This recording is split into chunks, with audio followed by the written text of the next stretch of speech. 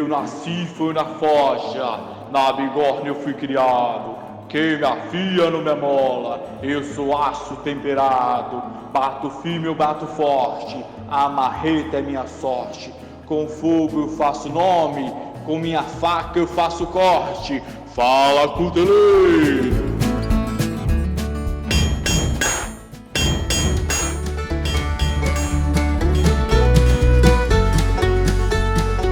Saudações, amigos, sejam bem-vindos ao Fala Cuteleiro, o podcast oficial do Clube da Cutelaria. Aqui é Janaia Fabre e hoje vou com vocês em mais uma super entrevista. Pra quem não sabe, esse é o programa comemorativo do primeiro ano do Clube da Cutelaria e não podíamos deixar por menos. Por isso hoje não teremos apenas uma entrevista, teremos 3 entrevistas com convidados muito especiais. Hoje estaremos falando com 3 dos participantes do Desafio Sob Fogo Brasil-América Latina do ano passado, Milton Rodrigues, Kleber Melo e Juliana Baioco, num bate-papo muito legal, então fique até o final que vocês vão curtir demais. Mas não podíamos deixar de falar dos nossos apoiadores, os patrocinadores que apoiam o trabalho do Clube da Cutelaria. Seu Benedito Angeli, da Insumos e Cutelaria Angeli, ele é fornecedor de aços, colas, pinos, parafusos, fosfato de manganês. Ele tem uma loja virtual, você pode adquirir todos esses insumos para sua cutelaria. Se você quiser acessar e conhecer a linha completa, é insumos-cutelariaangeli.com.br ou pode falar diretamente com ele através do WhatsApp 11 98695 3397. A Knifeflix também é um dos apoiadores aqui do Clube da Cutelaria. Se você ainda não conhece, é um streaming de série de facas, ou seja, você pode assistir o passo a passo de confecção de vários modelos de lâminas diferentes, produzidos por cuteleiros muito renomados, muito reconhecidos no país, de forma prática, didática, vendo os segredos, os truques e todo o processo na confecção dessas lâminas. Se você quiser saber tudo sobre a Knifeflix, você pode acessar knifeflix.com.br e ver todos os planos disponíveis. Com certeza você vai se surpreender com a qualidade de conteúdo e os vídeos que a Knifeflix tem para oferecer. E Fabricases, que é a maior empresa de confecção de estojos personalizados para faca. Quem conhece recomenda qualidade, costura, acabamento, atendimento personalizado e entrega agilizada. Se você quiser saber mais informações, entre em contato com a Jéssica através do telefone 991799004. Você pode também conhecer todo o portfólio Fabricases através do fabricases.com.br. Fabricases, protegendo as suas facas, valorizando a sua marca. E sem mais demora, vamos começar o nosso bate-papo. Eu sei que muitos de vocês acompanharam os programas, os episódios do Desafio Sob Fogo, mas é interessante que os participantes contem um pouquinho do início, da trajetória, da entrada na cutelaria. Então eu vou pedir que vocês se apresentem e contem um pouquinho sobre o início de vocês. Vou começar aqui pelo Milton. Milton, conta pra gente quem é o Milton, de onde você é e como que você começou na cutelaria. Tenho 60 anos, moro em Curitiba, trabalho com cutelaria há 14 anos, porém direto uns 8 anos e meio. Eu comecei a relação minha na cutelaria porque eu fabricava churrasqueiras. Aí um belo dia eu tinha feito uma faca lá no norte do Paraná. Aí resolvi fazer umas faquinhas para agregar com a minha churrasqueira. Daí eu ia vender a churrasqueira e a faca junto. E aí deu certo, comecei a fazer umas facas de folha de serra de cortar aço, faca por desbaste, e deu certo. Aí começou a ter mais pedido faca do que churrasqueira. Aí eu comecei fazendo faca, só faca por desbaste, assim, faca simples, bem simples, mas porém cortava muito, né, sempre. E aí fui pegando gosto pela arte. E a Ju, que é uma das mais novatas, tem uma história um pouco diferente, né, do que a maioria. Conta pra gente, Ju, como que você se descobriu na cutelaria? Olá, por aqui Juliana Baioco, eu tenho 35 anos, nasci na cidade de Vitória, no Espírito Santo, hoje eu resido na cidade do Rio de Janeiro. E eu tenho cerca de 2 anos de cutelaria. Comecei motivada pelo Desafio Sob Fogo, assistindo em casa. Um dia deu um estalo, falar, tá aí, vamos fazer uma faca uma vez na vida, e fui lá para fazer um curso, junto com o Ismael Briguemaier. Inicialmente esse curso era exatamente para só fazer uma faca uma vez na vida, mas a arte da cutelaria é simplesmente apaixonante, né? Impossível de parar. Eu acho que quem já teve algum contato direto em fazer lâmina, acho que dificilmente consegue parar de fazer, né? Então, desde então, eu continuo por hobby a fazer minhas peças, né? Ter essa satisfação sempre quando uma peça está pronta, né? De ver aquela ferramenta, né? Aquele objeto feito pelas suas mãos é sempre muito gratificante. E você, Kleber, como que foi o seu começo na produção de facas? Meu nome é Kleber Melo, eu tenho 43 anos, comecei na cutelaria no ano de 2009 por influência do meu amigo Cássio Becker, né, que ele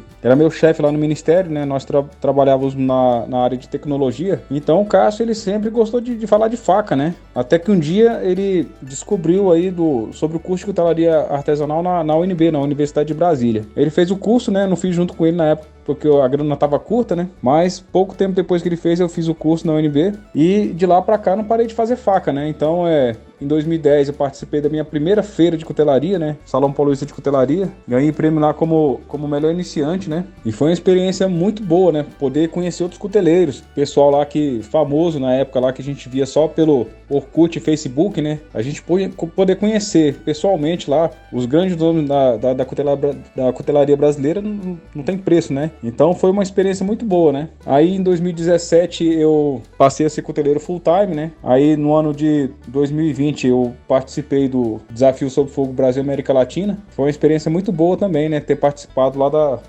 desse evento, né? Uma das coisas que a gente tem curiosidade é saber como que é esse processo entre a inscrição e ser selecionado. Como que foi para vocês descobrirem que foram escolhidos, como que vocês se inscreveram? Conta um pouquinho desse acontecimento prévio antes de chegar propriamente no programa. Bom, como é que funciona então a inscrição e a seleção para o programa, né? A inscrição é aberta todo ano, a cada temporada, no próprio site do History. Você preenche lá um cadastro. A partir desse cadastro, o pessoal do casting entra em contato contigo para a partida seletiva especificamente, né? A partida seletiva basicamente é dividida em 2 processos. Um que é uma entrevista pessoal e um pouco de conceitos técnicos da cutelaria para ver se você realmente sabe sobre cutelaria, sobre faca. E uma segunda etapa em que você tem que construir uma lâmina forjada do zero, né? Desde o forjamento até o teste. Então, a parte do forjamento, confecção da lâmina, obviamente não precisa ser o tempo inteiro, né, do processo. Você pode ir cortando, a ideia é você mostrar que sabe os processos de confecção de uma lâmina, mas o teste realmente tem que ser o processo full e mostrar para eles o vídeo completo do teste da lâmina e mostrando, né, que a lâmina fica intacta, que continua cortando, né, exatamente para te capacitar, te habilitar a poder atuar no programa. E para você, Milton, como que foi o processo de inscrição? Eu nunca acompanhei os programas Desafio Sob Fogo, né? Eu não tinha acesso à internet, esses negócios assim. E nem sabia mexer, então, até hoje não sei muito. Aí eu comecei a postar meus trabalhos. Aí as pessoas falavam, você devia participar do Desafio Sob Fogo, né? Pessoas que gostavam do trabalho. Eu sei que daí um amigo me inscreveu no Desafio Sob Fogo. A primeira vez eu fiz a faca, enviei o vídeo lá, não fui selecionado. Aí no ano seguinte eu fiz de volta. No dia, a primeira eu não dava bem, tinha machucado, a segunda eu tava bem. Aí eu forjei uma Fighter, que é a mesma faca que eu fiz na final do Desafio Sob Fogo lá, né? Porque a faca ela era aleatória, eu fiz a que eu fiz na final. E enviei o vídeo.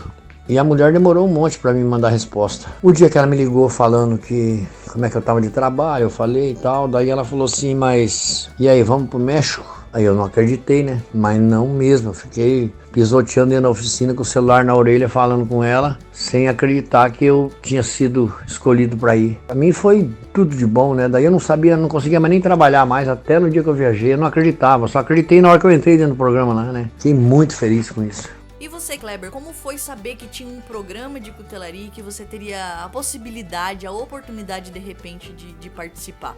Quando eu vi na televisão, né, que tinha um programa só para cutelaria, nossa, aquilo lá me despertou um interesse ali. Então eu pensei, não, como cuteleiro, se eu conseguir participar de um programa desse, mostrar do que eu sou capaz, mostrar a qualidade do meu trabalho, para mim foi uma grande possibilidade de participar, né? Então ali eu fiquei de olho nas inscrições, né? Quando abriu a inscrição, eu fui e fiz a inscrição no site lá do History, né? E para minha surpresa, eu fui selecionado, né? Então foi uma coisa muito boa, né? No dia que me ligaram falando que eu tinha sido selecionado, nossa, quase que eu infartei, né? A emoção foi grande, né? Então, assim, acho que para todo cuteleiro aí que queira que seu trabalho brilhe, né? Que queira mostrar trabalho, participar de um programa como Desafio Sob Fogo, um programa com essa importância para a cutelaria nacional, foi uma honra representar meu país. E como que era a rotina de gravação lá no México, né? Como que era a lógica entre o processo de filmagens e o dia a dia? Até porque vocês foram divididos em 2 grupos distintos, né? De concorrentes e só depois que se unificou pra final. Conta um pouco pra gente como que era esse dia a dia.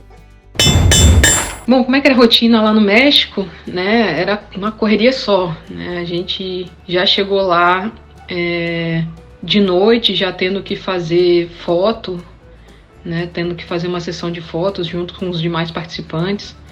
Já no dia seguinte já começava a gravação, então não tinha muito descanso não, né? Na verdade, a gente tinha um dia de descanso na semana, né? Um dos 2 dias do final de semana a gente podia descansar, ou eventualmente se você não passasse por uma segunda etapa, você também tinha aquele dia de descanso, né?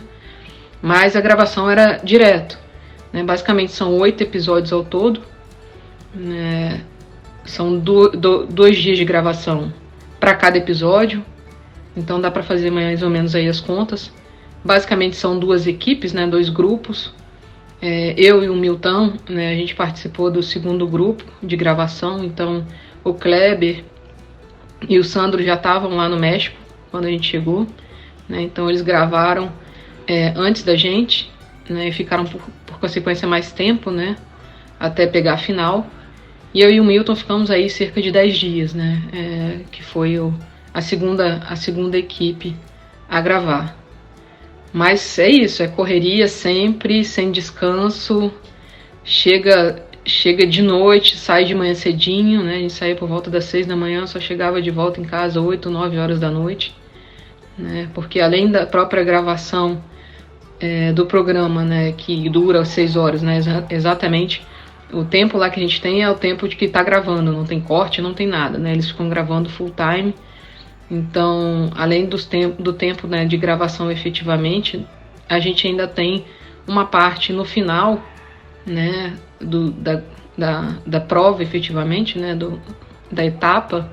A gente tem uma parte de entrevista, né? Então a gente também tem que ficar lá para entrevista, então é um dia de gravação bem extenso.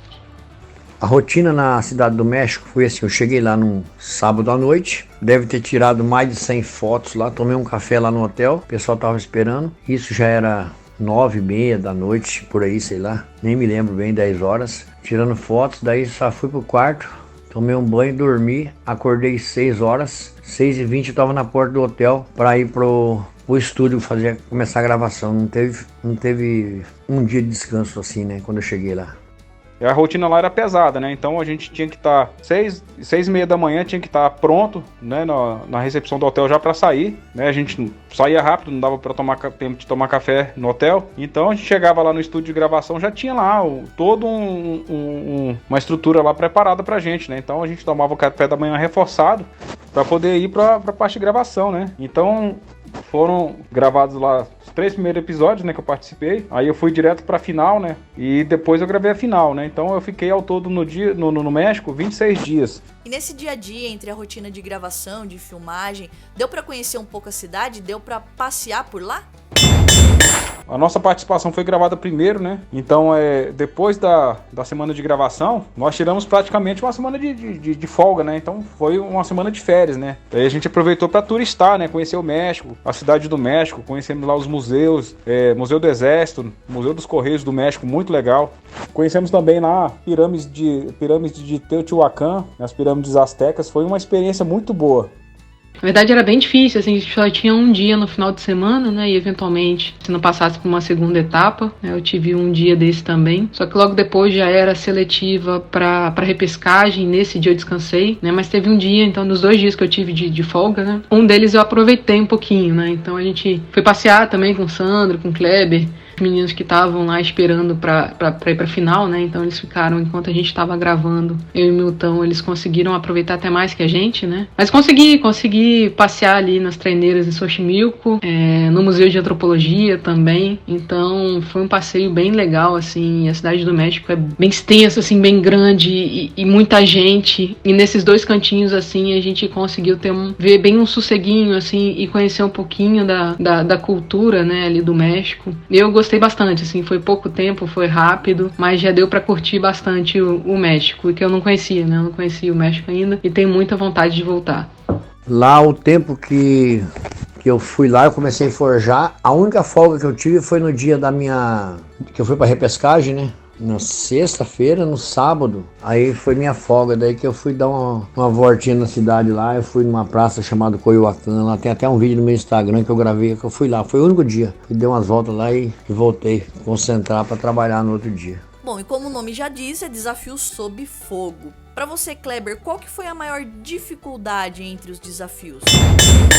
Bom, dos desafios lá que eu participei lá, das provas, que trouxe, digamos assim, o maior nível de dificuldade foi fazer o damasco de cabo de aço na mão, só com martelo, né? Não foi bem uma dificuldade, né? Foi assim, foi um pouco desgastante, né? Como já forja há muito tempo, tem bastante experiência com forja, né? Então, na feira de Goiânia que teve no ano de 2019, eu passei lá os 3 dias de feira forjando, né? Então, forja pra mim é divertido, né? Então, a única, assim, do meu ponto de vista, dificuldade lá é forjar o damasco no cabo de aço em pouco tempo, né? Mas consegui fazer a prova lá, terminei com tempo de sobra. Então, assim, a dificuldade mesmo é só a questão do tempo, né? Não foi nem a questão da prova em si, né? De forjar ali um damasco a partir de um cabo de aço. Mesmo a dificuldade mesmo, eu posso falar que foi o tempo, né?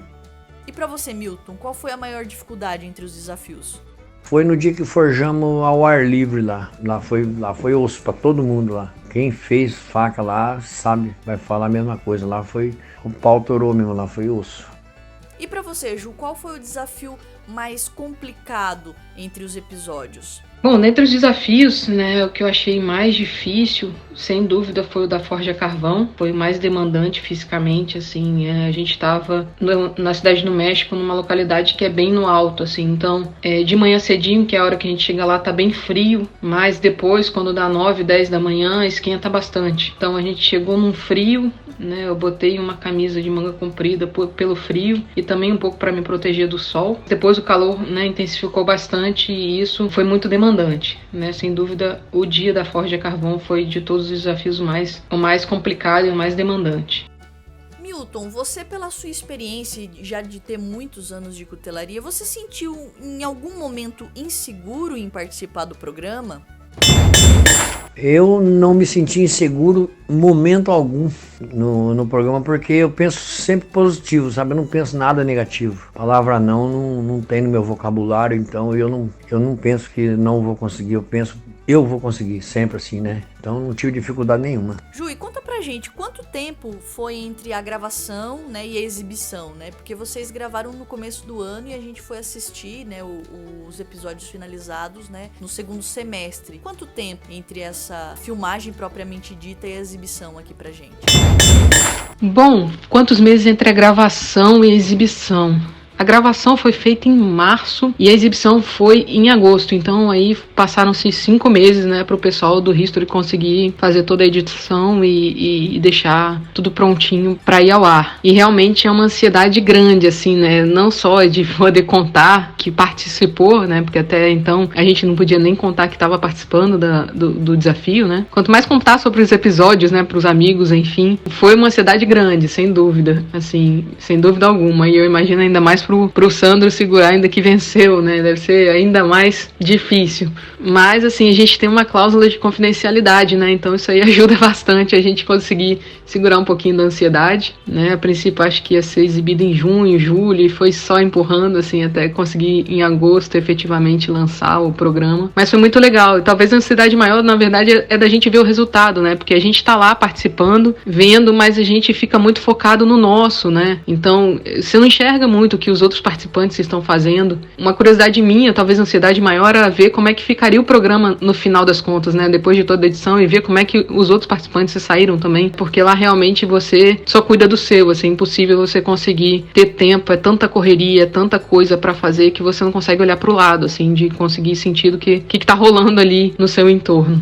Você teve alguma dificuldade com a língua, Kleber, em falar? Porque, assim, por mais que é um idioma próximo, ele tem algumas particularidades. Você teve alguma dificuldade? Apesar do espanhol ser fácil da gente entender, o nome das comidas ele era complicado, né, de assimilar. Algumas expressões lá, no meu caso, eu tive dificuldade ali nos 2 primeiros dias, né, e depois lá do 5º dia lá no México, lá, já foi ficando mais natural o idioma, né. Então, eu já estava lendo espanhol, já estava conversando lá com todo mundo de igual para igual, né, sem ter dificuldades. Agora, se os mexicanos começarem a falar muito rápido, a gente não consegue entender. Agora, se conversar devagar, a gente consegue entender tudo calmamente, né? Só mesmo algumas expressões são bem diferentes do Brasil e o nome das comidas, que são bem diferentes, né? E você, Milton, teve dificuldade com a língua lá durante as gravações do programa? Eu não tive dificuldade lá na língua espanhol, porque quando eles falavam devagar, eu entendia. Apesar que no primeiro programa eu achei que eu tinha entendido. Foi quando foi feita aquela faca do astronauta, né? Eu entendi que a faca era para cortar a lata da escotilha, né? Daí eu não deixei ela com um fio tão fino. Foi que eu pedalei naquela uma lá, né? Eu fiquei em segundo naquele dia, mas foi só aquilo lá, porque foi um vacilo meu, porque eu tinha uma intérprete. Ela perguntou, Milton, você entendeu tudo? Eu falei, entendi, mas na verdade eu não entendi. Quando eles falam mais lento, aí você entende. Se fala rápido, eu não conseguia entender não. A Juliana, que era a intérprete, me ajudava. E aquela curiosidade que provavelmente todo mundo tem, que é a respeito dos bastidores, o que tá por trás das câmeras. Então conta pra gente o que o History não mostra. Fala pra gente, Ju. O que a History não mostra, né? Bom, tem bastante coisa, né? No fim das contas, são 6, 8 horas, né? Dependendo da prova. Mais essas entrevistas que eu comentei, que a gente faz no final de cada etapa. Então, você imagina a quantidade de material que eles têm que condensar, né? Para um programa aí de 40 minutos, 1 hora mais ou menos, né? Então, tem bastante coisa que o History tem que cortar. Então, acaba que eles concentram bastante, né? Em algumas partes.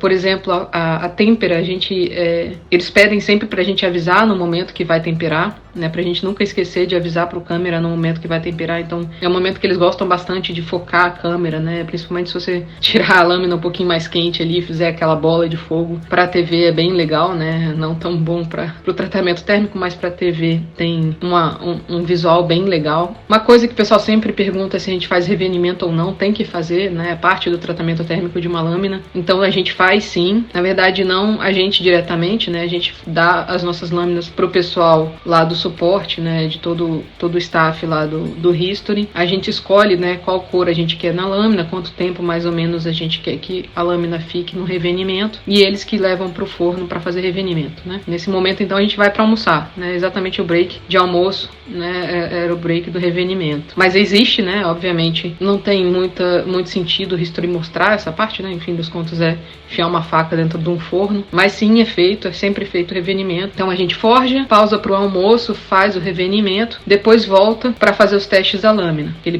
A primeira etapa de teste, que é o que tira um dos participantes, né, em cada um dos episódios. E alguma curiosidade de bastidor, caramba, tivemos algumas, né? Assim, é bem legal porque a gente fica todo mundo no mesmo hotel, então isso é bem legal pra gente se confraternizar entre a gente. A gente até hoje tem um grupo de WhatsApp com todos os participantes de todos os desafios sob fogos, né? De todas as temporadas, das 3 temporadas, né? A gente troca muita fichinha, conversa bastante nos grupos. Então é legal essa parte do bastidor, parte por trás, assim, a gente fez uma amizade muito grande entre a gente. Outra curiosidade, por exemplo, como eu falei, né? Uma das dificuldades que eu tive dentro dos desafios foi a parte de forja carvão. Na verdade, a forja carvão não estava prevista para o nosso grupo, né? O grupo meu e do Milton. Estava prevista inicialmente para ser no grupo do Sandro e do Kleber, mas por conta das condições meteorológicas lá, eles estavam gravando primeiro, né? Não teve nenhuma janela nesse período de gravação deles que tivesse tempo bom para fazer uma externa, né? Porque a gravação da forja carvão foi feita externamente ao estúdio.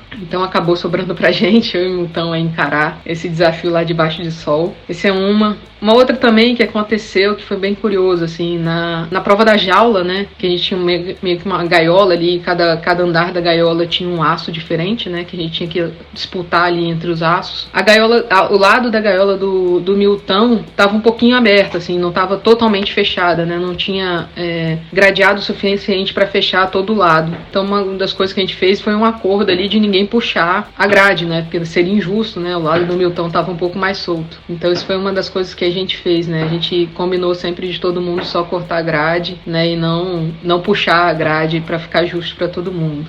Obviamente tiveram aí outros tantos histórias aí de bastidores, mas acho que essas duas são as mais icônicas aí. E o que você acha que o History não mostra, Milton? Nos bastidores não mostra nada, porque lá a gravação é 3 horas só. Essas 3 horas lá na gravação é direto, não tem folga lá. Se você sentir vontade de ir no banheiro durante essas 3 horas, você foi pra roça, porque lá não tem boiada não, lá não tem essa de ai ai meu nego não, lá não tem essa pra cabeça não. Se você tiver vontade de ir no banheiro, porque aí tomar água, você toma água forjando, mas se você passar mal, assim, nesse sentido, bom, passar mal não digo, né, mas se você sentir vontade de tomar um ar lá fora, ir no banheiro, você foi pra roça, sem chance, lá às 3 horas é direto. E você, Kleber, o que o History não mostra? Conta pra gente. Ali nos bastidores ali tem muita coisa legal ali. Então a questão da preparação dos cenários ali, entre uma prova e outra lá, vinha o pessoal da arte, da decoração, mudava todo o cenário. Isso é uma coisa que não aparece na TV, né? É uma coisa muito legal, né? Então cada prova ali que cortava alguma coisa ali, principalmente aquelas provas que cortava ali os sacos que tinham líquido, né? Eu não sei dizer que líquido que era, um tipo de gel ali. Então toda vez que cortava ali, sujava o estúdio todo. Então o pessoal da arte vinha, limpava tudo,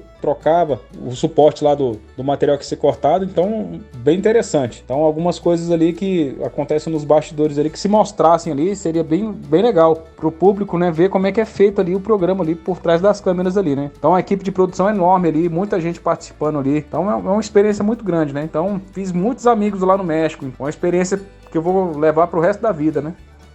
E como que era a relação lá entre os participantes, né? Porque tínhamos lá 4 brasileiros e 4 participantes de outros países que, pela lógica, eram concorrentes. Como que era essa relação entre vocês?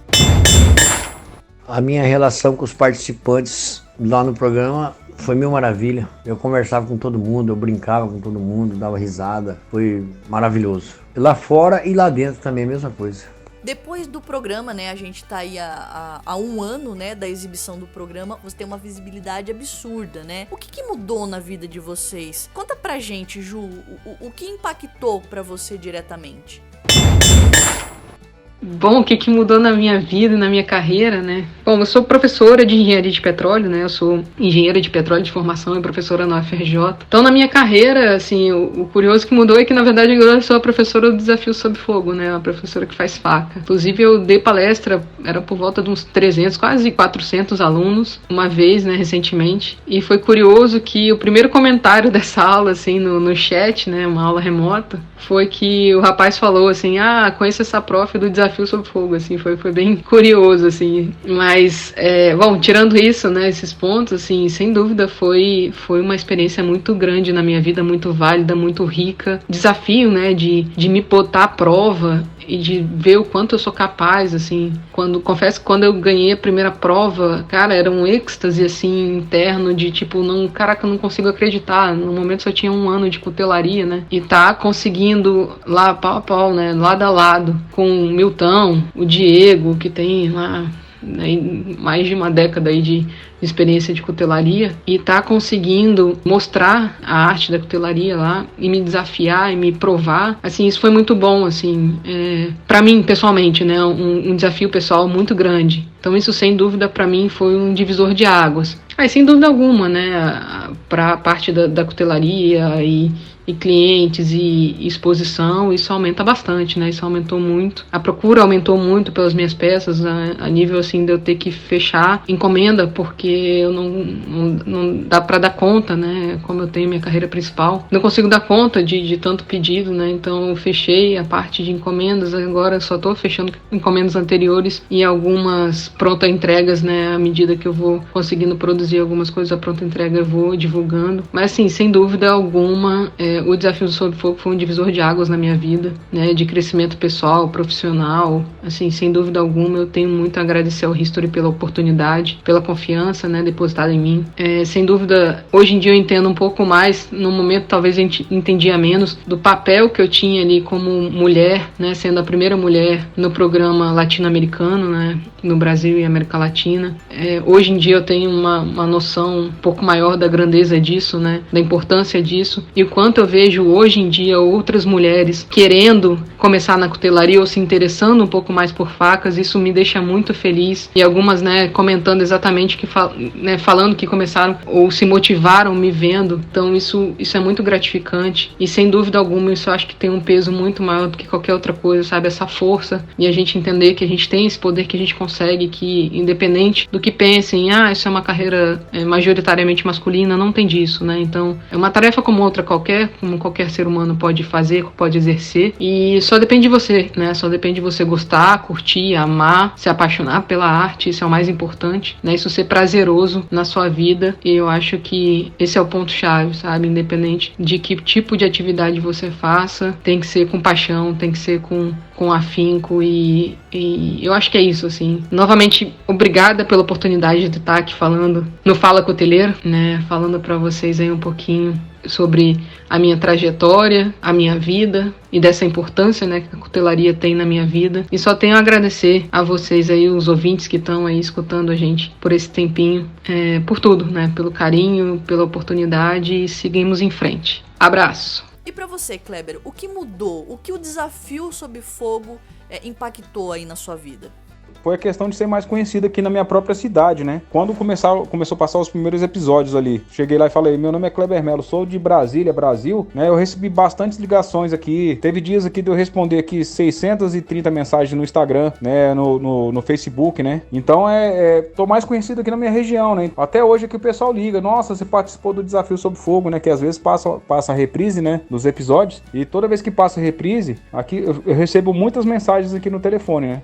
Às vezes eu demoro um pouco para responder as mensagens, né? Mas eu tiro um tempinho aqui para responder todo mundo, né? Eu nunca deixo de responder, né? Eu acho importante a gente responder lá as pessoas que entram em contato, né? Essa parte aí do convívio aí com os clientes, com os espectadores, as pessoas em geral que amam a arte da cutelaria, né? Então eu acho importante estar respondendo todo mundo, né? Uma coisa que mudou bastante também foi as visitas à oficina, né? Eu passei a receber muitas visitas, né? Então eu tive que mudar aqui a rotina aqui de visitas na oficina. Então eu recebi as pessoas qualquer horário do dia, né?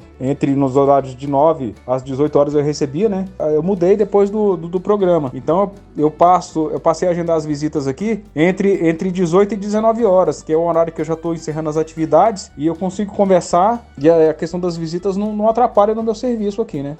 E pra você, Milton, qual foi a maior mudança que você sentiu aí no seu dia a dia? A minha vida, após a participação do programa, mudou muito, né? Aumentou muito o meu trabalho. Uma coisa que é bacana, assim, aonde eu vou, eu sou reconhecido, as pessoas vêm, querem tirar foto, sabe? É muito, muito legal isso aí. Tem crianças que vêm na minha oficina aqui em casa pra tirar foto comigo, que era fã meu, que torcia por mim, sabe? Isso aí é maravilhoso, não tem preço. Tudo de bom, não posso reclamar de nada. Lá foi pauleira, mas valeu a pena. Se eu pudesse voltar, eu voltaria com certeza. Gente, muito obrigada pelo carinho, pela receptividade, pela disponibilidade de vocês fazerem esse bate-papo aqui com a gente. Agradeço muito a Ju, ao Kleber, ao Milton. Agradeço ao Sandro. Vocês devem estar perguntando, mas cadê o Sandro que ganhou o Desafio Sob Fogo? Na verdade, o Sandro, ele tá numa rotina de trabalho intensa, né? Ele até foi muito receptivo com a gente, mas a gente não conseguiu encaixar ele nesse programa. Mas o Sandro foi o nosso primeiro programa. O Fala Cuteleiro número 1 foi justamente com o Sandro Boê, que a gente nem sabia que ele tinha participado do Desafio Sob Fogo, muito menos que ele tinha ganho. E ele fez o nosso primeiro programa, a gente ainda era novato de tudo e ele também foi super receptivo. Se você quiser ouvir esse programa na íntegra, é o primeiro programa, você pode ouvir pelo SoundCloud ou aqui pelo Spotify, onde for melhor pra vocês. Vocês podem ouvir também esse bate-papo. Espero vocês numa próxima oportunidade, continuem nos acompanhando. Dúvidas e informações podem nos chamar nas nossas redes sociais. Lembrando que no próximo episódio a gente vai ter,